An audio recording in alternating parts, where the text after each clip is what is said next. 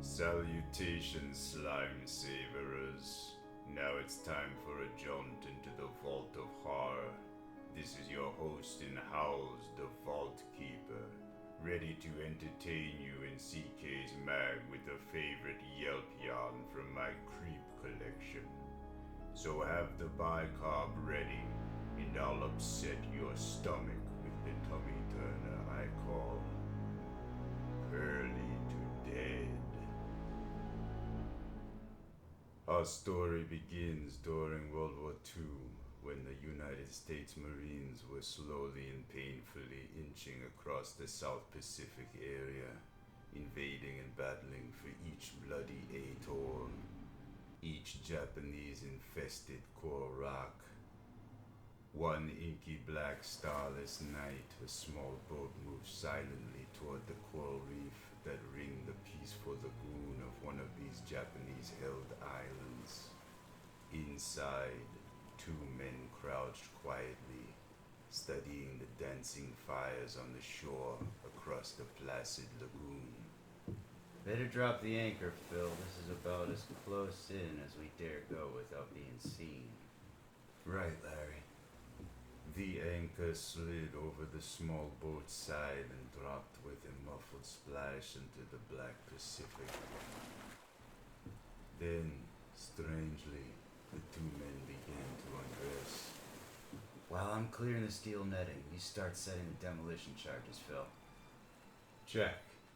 They stood almost naked in the Pacific night, muscles rippling. They bent and slid the weirdly shaped black rubber flippers onto their feet, pulled their rubber masks with the round glass windows over their faces. Ready? Got the charges, timers, fuses? Right. Got your wire clippers, underwater lamp, hacksaw? Silently, the two members of the United States Navy's underwater demolition team, the fabulous frogmen, slid over the side of their small boat and into the choppy Pacific. Well, take it easy, Phil. See you in a while, Larry. And went about their business, the business of clearing the way for the invasion of the following morning. The one named Larry glided downward, flicking on his lamp, searching out the treacherous propeller-shattering steel netting. As the other, the one named Phil, skimmed below the surface to the pilings sunk in the lagoon floor. With the netting clipped and sawed and cut away and rendered harmless, Larry shot towards Phil to help place the demolition charges, his lantern beam running across the sandy bottom of the lagoon. And then, suddenly he saw it, stretching away below him in the gloomy, murky darkness. The oyster bed.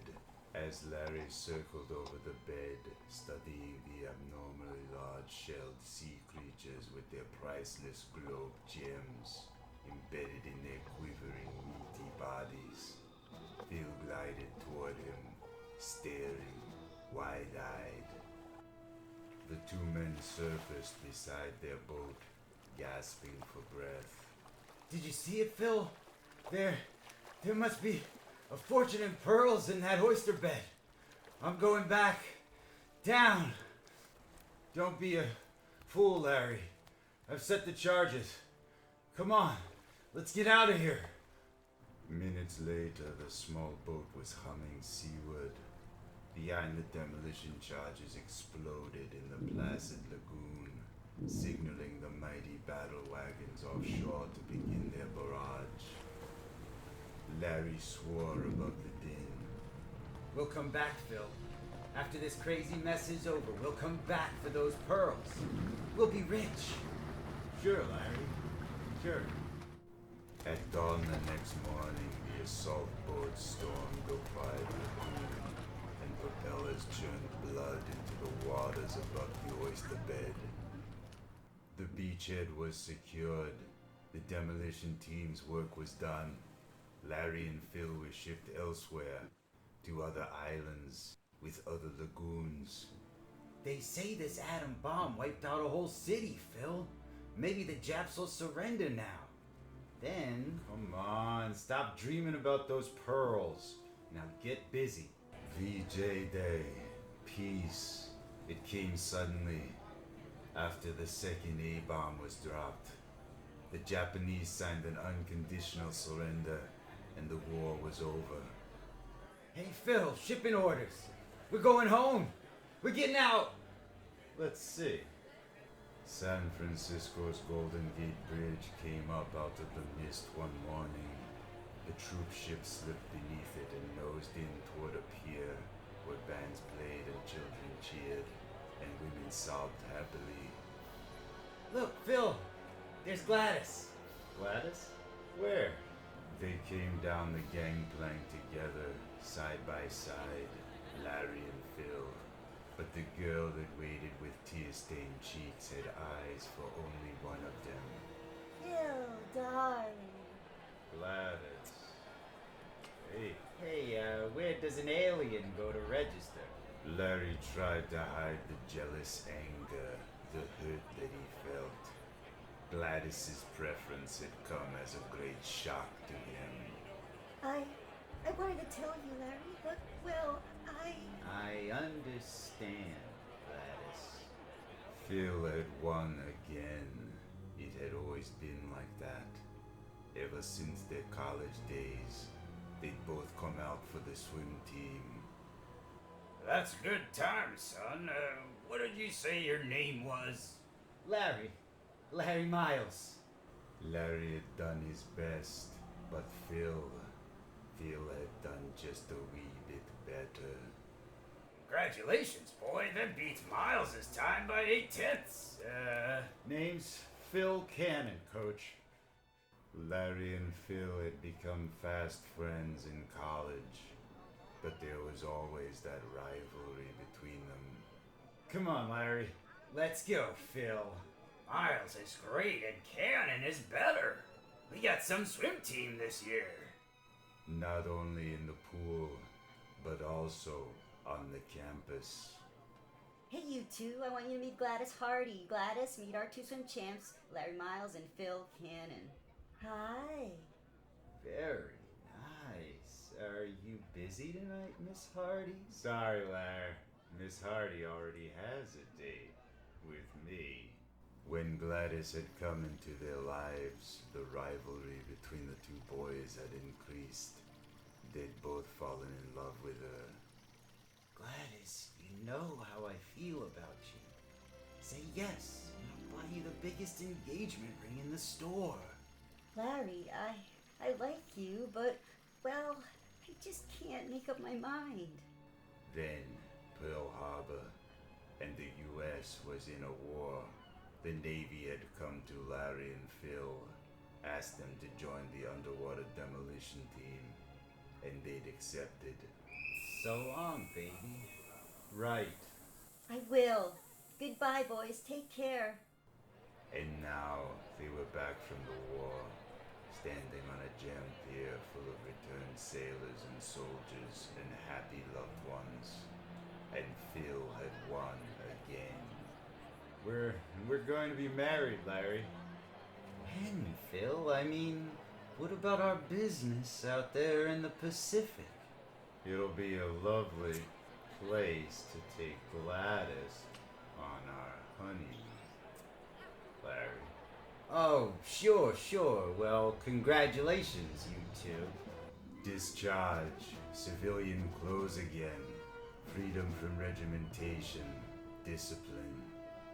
They were all Larry's now. And the secret, too. $1 million secret. Just one thing. One thing wasn't his yet. Gladys. I picked up these surplus flippers en masse, Phil. I thought we'd try them out tonight. Look, feller, I'm getting married tomorrow. Have a heart. Larry convinced Phil that after he was married, there'd be no chance to try out the equipment, and Phil reluctantly agreed. They drove out to a lonely beach. I picked this spot because it's so much like that lagoon, Phil. Yeah, it is. Well, let's go. Larry had planned it all so carefully. With Phil dead, Gladys, the secret of the pearl bed, everything would be his. Larry, what the? It's going to be such a pity, Phil. A good swimmer like you, drowning. They struggled wildly, there in the foaming surf of that lonely California beach. Larry held Phil's throat in a vice-like grip until Phil's body went limp and life left it, and it slipped from Larry's grasp and sank beneath the ocean waves. And Larry came out of the water alone, with a grim smile on his face, and the story he'd tell Gladys, so clear in his mind. Gladys listened to Larry as he sobbed out the story of how they'd gone swimming, he and Phil, and Phil'd gone down, And before I could get to him, he went down for good. He must have gotten a cramp. I tried to dive for him, but the undertow. It would take time, Larry decided. Time for Gladys to forget Phil. In the meanwhile, he would go to the South Pacific, to the tiny atoll with its fabulous oyster bed, and make his fortune. I'll be back in 3 months, Gladys. Perhaps by then you will have gotten over this, and maybe you and I... I'll never stop loving him, Larry. Never. The trip to the atoll was long, but Larry didn't mind it. Once on board, he lost no time in making friends. Baby, you're the most gorgeous doll on this ship.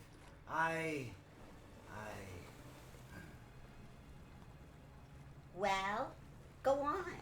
Don't just leave me hanging. Were his eyes deceiving him? Was the foam and the spray and the churning water beside the boat playing tricks on him? Or did he actually see the bloated white body? What is it, Larry? There, in the water. No, it can't be. I must be seeing things. And was the foul odor of the sea and decay and rotting flesh that seared his nostrils when he opened his cabin door that night just Larry's imagination? Was it a dream, or did Larry actually see the white, pulpy, fish-pitted face in the porthole that night when he'd been startled out of a sound sleep? Huh? Who? Good Lord! And was it the sea, or did he actually hear that laughter, that rippling, blood-curdling laughter coming in from the murky fog behind the ship the night he strolled the deck alone? Who's out there? The ship docked at Tahiti, and Larry lost no time in hiring a plane to take him south to the atoll. Can you land this crate in a lagoon? I can drop it on a dime, mister. On that plane trip south, skimming low over the blue Pacific, was Larry crazy? Or did he see it again? There just below him, that ashen, pulpy, bloated form. What's the matter, Mr. Cannon? Air sick? A little, I guess. The atoll came up, a pearl against a blue satin sea lining, guarding its own pearl treasure. Larry cast his fears from his mind when he saw it. There it is. Land in that lagoon. Right. The tiny seaplane came down gently and sat bobbing quietly in the blue lagoon as Larry unpacked his gear, removed the flippers and the rubber glass windowed mask, and began to undress.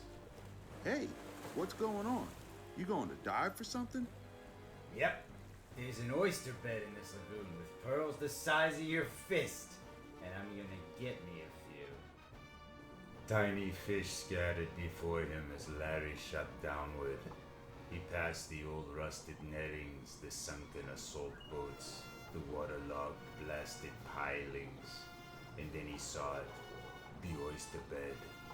He swam toward it, eagerly. Larry was so busy wrenching the largest oyster he could find from the sandy bottom that he never noticed the putrid, slimy, white form drift toward him, and when its bloated arms closed around his neck and the rotted face grinned at him, it was too late. Phil!